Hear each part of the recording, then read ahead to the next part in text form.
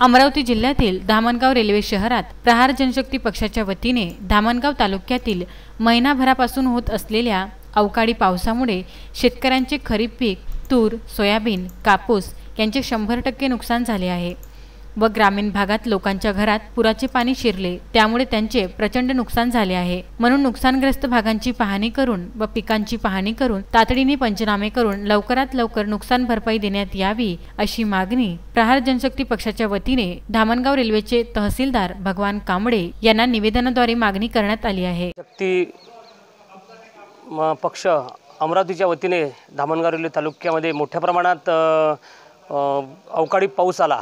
मागील महिन्याभरापासून शेतातील सर्व शेतकऱ्याचे सोयाबीन 100% नष्ट झाले, तूर पण 80% नष्ट झाली।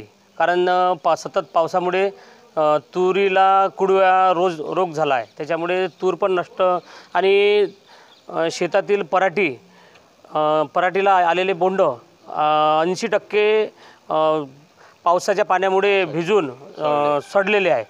त्या माध्यमातून तालुक्यामध्ये 1 महिन्यापासून सतत पाऊस आहे, त्या पावसामुळे शेतकऱ्याचं अतोनात नुकसान झालं।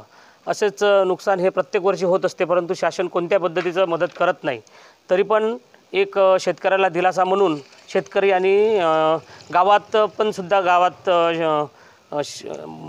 गावातील जी जनता आहे, गावामध्ये राहणाऱ्या लोकांच्या घरात मोठ्या प्रमाणात पाऊस घुसला आहे आणि भिंती पडल्या आणि त्यांचे पण पडझड झालेली आहे आणि एकंदर गरीब जनतेचं खूप मोठ्या प्रमाणात नुकसान झालेलं आहे।